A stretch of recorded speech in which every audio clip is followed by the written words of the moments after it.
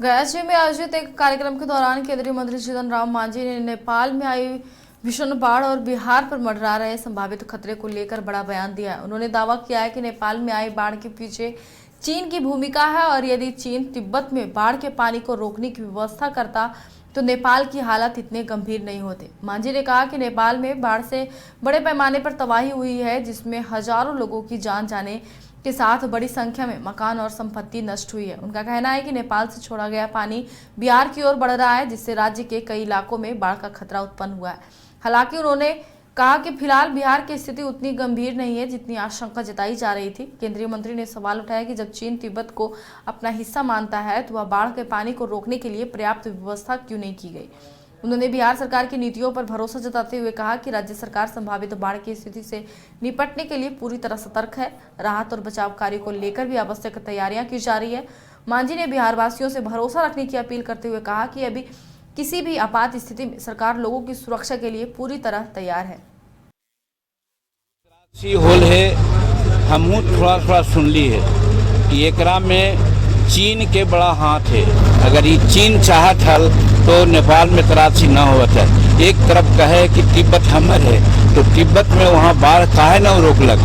अगर रोकत हल तो यहाँ नेपाल में बाढ़ ना आवत हल और फिर बिहार में तराशी न होत हल। ये वजह से आज ये नेपाल से जो पानी छूटल है, काफ़ी संख्या में लाचारी है। वहाँ हजारों आदमी लोग दुनिया से विदा लेन, मकान ढह गए है। बिहार में भी कम बेश यही स्थिति आवे वाला है, अभी आयल न है। लेकिन एक हल 100% चीन के हम दोष दही कि चीन अगर चाहत हल तो बाढ़ न आवत।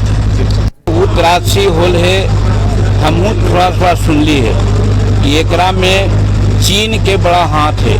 अगर ये चीन चाहत हल तो नेपाल में तराशी न होत है। एक तरफ कहे कि तिब्बत हमर है तो तिब्बत में वहाँ बाढ़ काहे न रोकलक। अगर रोकत हल तो यहाँ नेपाल में बाढ़ ना आवत हल और फिर बिहार में तराशी न होत हल।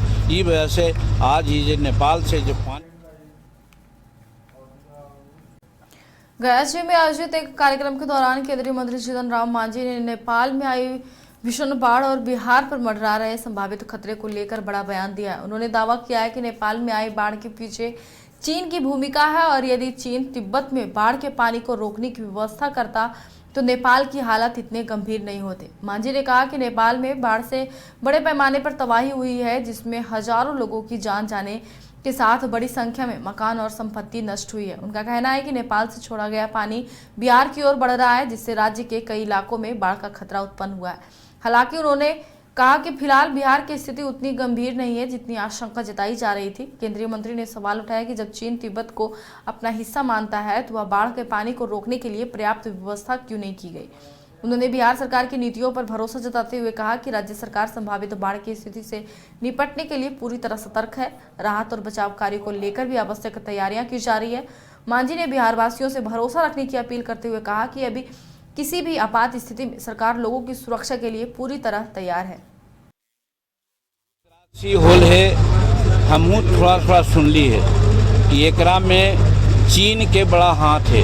अगर ये चीन चाहत हल तो नेपाल में तराशी न होत है। एक तरफ कहे कि तिब्बत हमर है तो तिब्बत में वहाँ बाढ़ काहे न रोकलक। अगर रोकत हल तो यहाँ नेपाल में बाढ़ ना आवत हल और फिर बिहार में तराशी न होत हल। ये वजह से आज ये नेपाल से जो पानी छूटल है, काफ़ी संख्या में लाचारी है। वहाँ हजारों आदमी लोग दुनिया से विदा लेन, मकान ढह गए है। बिहार में भी कम बेश यही स्थिति आवे वाला है, अभी आयल न है। लेकिन एक हल 100% चीन के हम दोष दही कि चीन अगर चाहत हल तो बाढ़ न आवत। उत्तराक्षी होल है, हमहू थोड़ा सुन ली है कि एकरा में चीन के बड़ा हाथ है। अगर ये चीन चाहत हल तो नेपाल में तराशी न होत है।